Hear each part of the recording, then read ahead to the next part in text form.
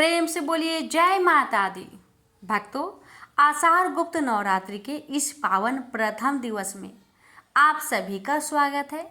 आज हम माँ दुर्गा और माँ सरस्वती की कृपा में समर्पित होकर श्री दुर्गा सप्तशती के प्रथम अध्याय का पाठ करेंगे। क्या आप जानते हैं कि इस प्रथम अध्याय को सुनने का क्या महत्व है? यह अध्याय साधक के जीवन में माँ दुर्गा का कवच स्थापित करता है, समस्त बाधाओं का निवारण करता है, मानसिक और आध्यात्मिक बल प्रदान करता है और जीवन में सुख समृद्धि और ऐश्वर्य लाने का वरदान देता है।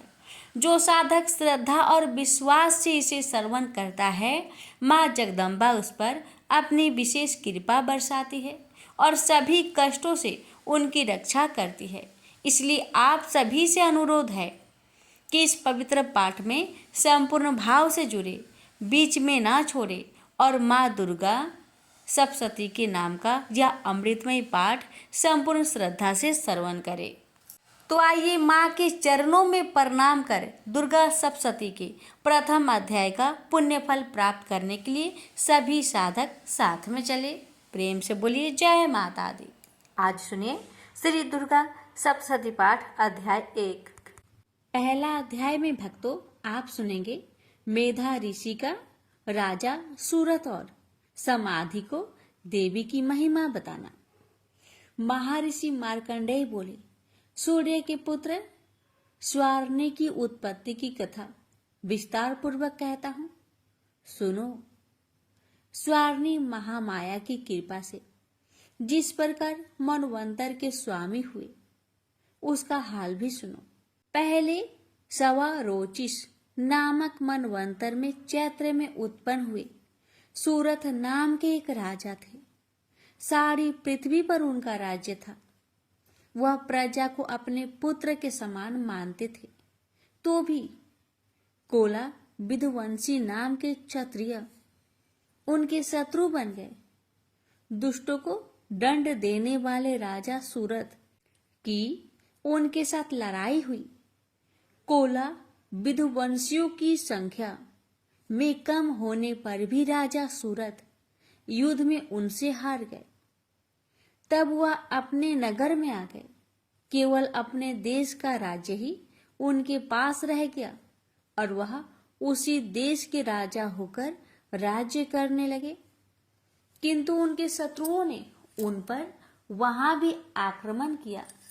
राजा को बलहीन देखकर उसके दुष्ट मंत्रियों ने राजा की सेना और खजाना अपने अधिकार में कर लिया। राजा सूरत अपने राज्याधिकार को हार कर शिकार खेलने के बहाने घोड़े पर सवार होकर वहां से एक भयंकर वन की ओर चले गए। उस वन में उन्होंने महर्षि मेधा का आश्रम देखा। वहां महर्षि अपने शिष्यों तथा मुनियों से सुशोभित बैठे हुए थे और वहां कितने ही हिंसक जीव परम शांति भाव से रहते थे। राजा सूरत ने महर्षि मेधा को प्रणाम किया और महर्षि ने भी उनका उचित सत्कार किया। राजा सूरत महर्षि के आश्रम में कुछ समय तक ठहरे। अपने नगर की ममता के आकर्षण से राजा अपने मन में सोचने लगे, पूर्व काल में पूर्वजों ने जिस नगर का पालन किया था वह आज मेरे हाथ से निकल गया। मेरे दुष्ट एवं दुरात्मा मंत्री मेरे नगर की अब धर्म से रक्षा कर रहे होंगे या नहीं। मेरा प्रधान हाथी जो कि सदा मद की वर्षा करने वाला और शूरवीर था, मेरे बैरियों के बस में होकर न जाने क्या दुख भोग रहा होगा। मेरे आज्ञाकारी नौकर जो मेरी कृपा से धन और भोजन पाने से सदैव सुखी रहते थे और मेरे पीछे पीछे चलते थे, वह निश्चय ही दुष्ट राजाओं का अनुसरण करते होंगे तथा मेरे दुष्ट एवं दुरात्मा मंत्रियों द्वारा व्यर्थ ही धन को व्यय करने से मेरा सचित किया हुआ मेरा खजाना एक दिन जरूर खाली हो जाएगा। इस प्रकार की बहुत सी बातें सोचता हुआ राजा निरंतर दुखी रहने लगा। एक दिन राजा सूरथ ने महर्षि मेधा के आश्रम के निकट एक वैश्या को देखा। राजा ने उनसे पूछा, भाई तुम कौन हो? यहाँ तुम्हारे आने का क्या कारण है? और तुम मुझे शोकग्रस्त अनमने से दिखाई देते हो, इसका क्या कारण है? राजा ने यह नम्र वचन सुन वैश्या ने महाराज सूरथ को प्रणाम करके कहा, हे राजन, मेरा नाम समाधि है। मैं धनियों के कुल में उत्पन्न एक वैश्या हूँ।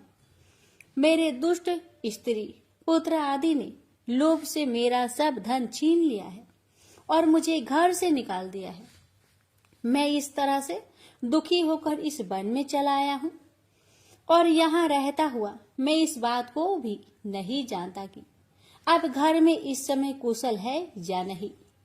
यहाँ मैं अपने परिवार का आचरण संबंधी कोई समाचार भी नहीं पा सकता कि वह घर में इस समय कुशल पूर्वक है या नहीं। मैं अपने पुत्र के संबंध में ये भी नहीं जानता कि वह सदाचारी है या दुराचार में फंसे हुए है। राजा बोले, जिस धन के लोभी स्त्री पुत्र ने तुम्हें घर से निकाल दिया है, फिर भी तुम्हारा चित्त उनसे क्यों प्रेम करता है? वैश्या ने कहा, मेरे विषय में आपका ऐसा कहना ठीक है, किंतु मेरा चित्त इतना कठोर नहीं है। यद्यपि उन्होंने धन के लोभ में पकड़कर पितृ स्नेह को त्याग कर मुझे घर से निकाल दिया है, तो भी मेरे मन में उनके लिए कठोरता नहीं आती। महामते, मेरा मन फिर भी उनमें फंसा रहा है। इस बात को जानता हुआ भी मैं नहीं जान रहा मेरा चित्त उनके लिए दुखी है। मैं उनके लिए लंबी लंबी सांसें ले रहा हूँ। उन लोगों में प्रेम नाम मात्र का भी नहीं है। फिर भी ऐसे निस्नेहियों के लिए मेरा हृदय कठोर नहीं होता। महर्षि मार्कंडेय ने कहा। ब्राह्मण इसके पश्चात महाराज सूरथ और वह वैश्य दोनों महर्षि मेधा के समीप गए और उनके साथ यथा योग न्याय सभाषण करके दोनों ने वार्ता आरंभ की। राजा बोले, भगवान, मैं आपसे एक बात पूछना चाहता हूँ, सो आप कृपा करके मुझे बताइए। मेरा मन मेरे अधीन नहीं है, इससे मैं बहुत दुखी हूँ। राज्य धन आदि की चिंता अभी तक मुझे बनी हुई है और मेरी यह ममता अज्ञानियों की तरह बढ़ती ही जा रही है। और यह समाधि नामक वैश्य भी अपने घर से अपमानित होकर आया है। इसके स्वजनों ने भी इसे त्याग दिया है। सज्जनों से त्याग हुआ भी यह उनसे हर्षित प्रेम रखता है। इस तरह हम दोनों ही दुखी हैं। हे महाभाग, उन लोगों के अवगुणों को देखकर भी हम दोनों के मन में उनके लिए ममता जनित आकर्षण उत्पन्न हो रहा है। हमारे ज्ञान रहते हुए भी ऐसा क्यों है? अज्ञानी मनुष्यों की तरह हम दोनों में यह मूर्खता क्यों है? महर्षि मेधा ने कहा, विषय मार्ग का ज्ञान सब जंतुओं को है। सबों के लिए विषय पृथक पृथक होते हैं। कुछ प्राणी दिन में नहीं देखते और कुछ रात को, परंतु कोई जीव ऐसे हैं जो दिन तथा रात दोनों में देख सकते हैं। यह सत्य है कि मनुष्यों में ज्ञान प्रधान है, किंतु केवल मनुष्य ही ज्ञानी नहीं होता। पशु पंछी आदि भी ज्ञान रखते हैं। जैसे यह पशु पंछी ज्ञानी है, वैसे ही मनुष्य का ज्ञान है, और ज्ञान मनुष्य में है वैसे ही पशु पंछियों में है, तथा अन्य बातें भी दोनों में एक जैसी पाई जाती है। ज्ञान होने पर भी इन पंछियों की ओर देखो कि अपने भूख से पीड़ित बच्चों की चोंच में कितने प्रेम से अन्न के दाने डालते हैं। राजन, ऐसा ही प्रेम मनुष्यों में अपने संतान के प्रति पाया जाता है। लोभ के कारण अपने उपकार का बदला पाने के लिए मनुष्य पुत्र की इच्छा करते हैं और इस प्रकार मोह के गड्ढे में गिर जाते हैं। भगवान श्री हरि की जो माया है, उसी से यह संसार मोहित हो रहा है। इसमें आश्चर्य की कोई बात नहीं, क्योंकि वह भगवान विष्णु की योग निद्रा है। यह माया ही तो है जिसके कारण संसार मोह में जकड़ा हुआ है। यही महामाया भगवती देवी ज्ञानियों के चित्त को बलपूर्वक खींचकर मोह में डाल देती है और उसी के द्वारा संपूर्ण जगत की उत्पत्ति होती है। यह भगवती देवी प्रसन्न होकर मनुष्य को मुक्ति प्रदान करती है। यही संसार के बंधन का कारण है तथा संपूर्ण ईश्वरों की भी स्वामिनी है। महाराज, सूरत ने पूछा, भगवान, वह देवी कौन है जिसको आप महामाया कहते हैं? ब्राह्मण, वह कैसे उत्पन्न हुई और उसका कार्य क्या है? उसके चरित्र कौन कौन है? प्रभु, उसका जैसा प्रभाव हो, जैसा स्वरूप हो, वह सभी मुझसे कृपा कर कहिए, मैं आपसे सुनना चाहता हूँ। महर्षि मेधा बोले, हे राजन, वह देवी तो नित्य स्वरूपा है, उससे यह संसार रचाया गया है। तब भी उसकी उत्पत्ति अनेक प्रकार से होती है। वह सब आप मुझसे सुनो। वह देवताओं का कार्य सिद्ध करने के लिए प्रकट होती है। उस समय वह उत्पन्न हुई कहलाती है। संसार को जलमय करके जब भगवान विष्णु योग निद्रा का आश्रय लेकर शेष शैया पर सो रहे थे, तब मधु केटप नाम के 2 असुर उनके कानों के मैल से प्रकट हो गए। श्री ब्रह्मा जी ने जब उन दोनों को अपनी ओर आते देखा और ये भी देखा कि भगवान विष्णु योग निद्रा का आश्रय लेकर सो रहे हैं, तो वह उस समय श्री भगवान के जगाने के वास्ते उनके नेत्रों में निवास करने वाली योग निद्रा की स्तुति करने लगे। श्री ब्रह्मा जी ने कहा, हे देवी, तुम ही स्वाहा, तुम ही स्वाधा वसटकार हो।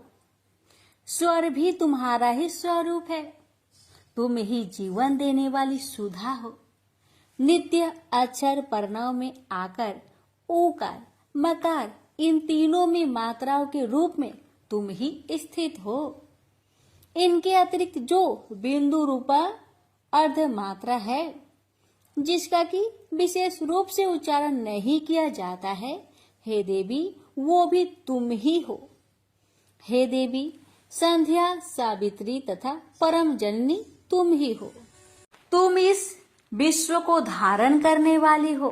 तुमने ही इस जगत की रचना की है और तुम ही इस जगत का पालन करने वाली हो और तुम ही कल्प के अंत में सबको भक्षण करने वाली हो।